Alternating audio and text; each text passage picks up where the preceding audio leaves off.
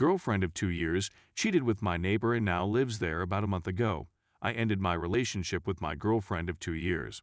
She began going back to school a few months ago and has been carpooling with a man from her area to go to and from classes.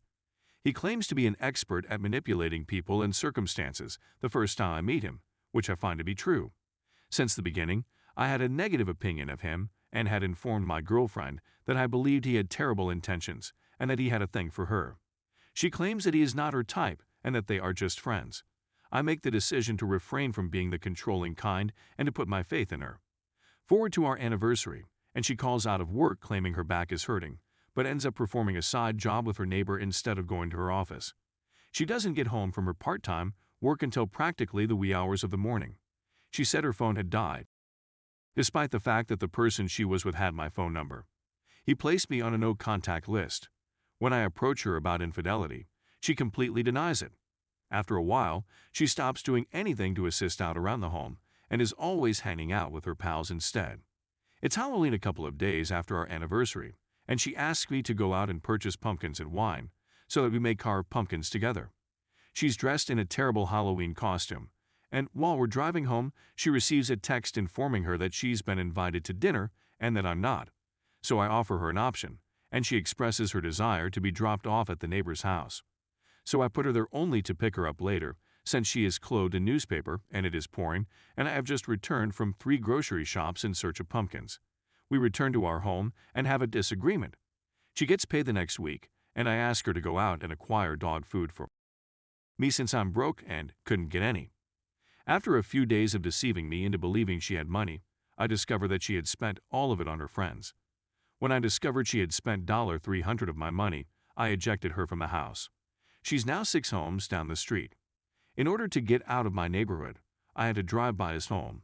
By the way, he lives with his parents. I've lately learned that he simply wants to be friends with me. I've only spoken to her on the phone once since we ended our relationship.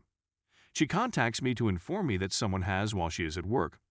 I informed her that they were probably under the impression that she was of dubious morals. Thus, they were probably okay with it. She put a stop to my progress. Story 2. Caught my husband of 22 years cheating. I realized that my spouse of 22 years had been having an affair the week before Thanksgiving. In the preceding several months, I had noticed a few inexplicable occurrences, so I examined his text history, really simply to set my mind at ease, and it was all there. Our relationship is filled with expressions of affection, pet names, plans for get-togethers, and grievances about one another. Not only that, but it happened within the preceding 24 hours. It was only when I confronted him with the information I had learned about his relationship that he acknowledged to having an affair. He said that the relationship began in February 2020 and had been continuing on since then. That's a period of 1 year and 9 months. I was really taken aback. I knew she was a colleague with whom he had a friendship, but I trusted him and never imagined he would go so far as to cross the line. Following the incident, he went to meet her and informed me that he had stopped the relationship because he only ever wanted to be with me. He said that the only reason he was with her was because she made him feel desired. He was behaving at home throughout the affair as if he wanted to reignite our relationship now that the kids are away at college, which isn't entirely accurate. We were going on dates with each other and creating more time for one another. However, in his messages, he said that we were living together like roommates. The fact that I've never done anything like that with housemates surprises me. To put it another way, he was dating both of us at the same time. I didn't really think the affair was finished, so I used Find My iPhone to hunt him down, and he continued to visit her for the next 3 weeks after that. He took her out to dinner and a performance both Friday and Saturday nights the weekend before Christmas, one of which was a double date with another employee on the Friday and Saturday before Christmas. On Sunday morning, when he left the house on what he said was an errand and headed straight for her house, I finally admitted that I knew everything. As a result, he ended his relationship with her once again, allegedly, due to the fact that they had a lot of things to discuss.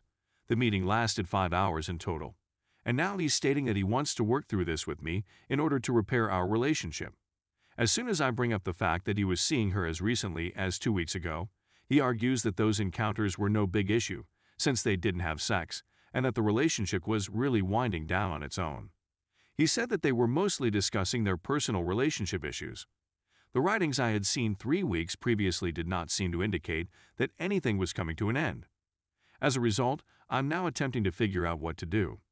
He seems to be earnest in his desire to correct the situation, and he has promised to go to therapy. He tells me on a regular basis how much he loves me and that I am his full universe, and I believe him when he says this. I haven't seen him with her yet, and he's been very cautious to keep his whereabouts under wraps for the last several days. I, on the other hand, feel entirely cut off from him. I can't bear to look him in the eyes, and I don't want him to touch me. I'm afraid I'll never be able to trust him in the same way again. The only thing that has prevented me from leaving or evicting him is my desire not to break his heart in the process. Yes, you did read it correctly. I'm completely stunned right now. Story 3. I had an affair with a co-worker and now she won't leave us alone. We've had a difficult road to travel, but we're making progress toward reconciliation. Because it was a co-worker, the first move was to resign from his position. This was the very bare least he needed to do in order to even contemplate talking to me.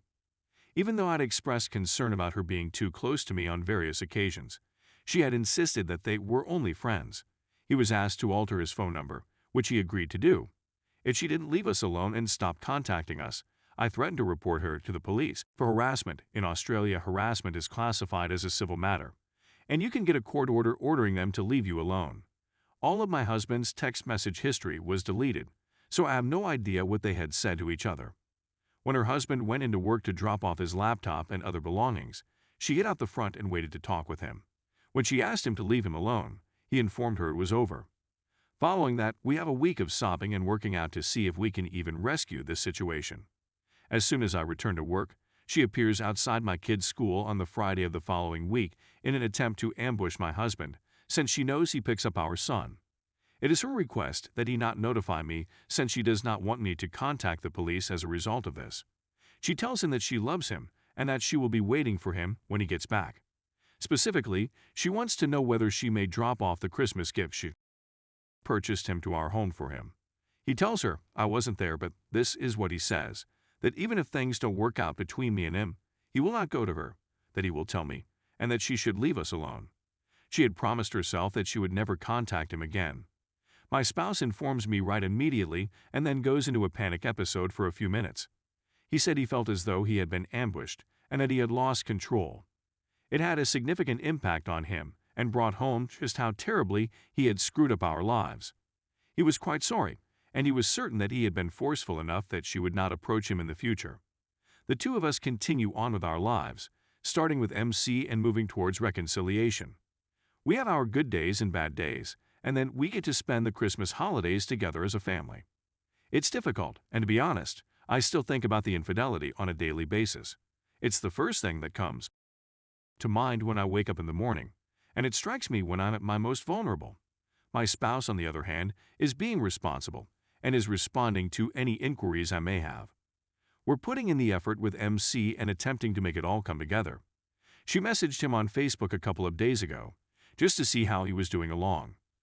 See, she was in a domineering relationship with someone else, and she was projecting her views onto my husband and myself. It provided her with the moral high ground from which she could seduce my husband, which she absolutely did. At no time am I implying that he is not an independent adult who made his own decisions, but she aggressively pursued him after meeting me and learning that we were married with children. So she sent him a note to ask how he was doing and to see if he needed anything. As a result of everything I'd heard about their relationship, I wasn't shocked when she reached out to my husband. However, he was dead serious about getting back together with my husband. He immediately phoned Police Link to find out what his options were, and the following day, we were down at the police station filing a complaint with the officers. We must first file an order with the court and then submit it to the court. We will then be given a court date, at which time the judge will determine whether or not it becomes a criminal issue if she attempts to contact him or us again. All of this has pushed it back to the forefront of my consciousness. For example, he knew her address since it was the location where they the story of how she bought him gifts, but he instructed her to return them because I would find out. The fact that I actually care for him and that it kills me every day is a horrible sensation.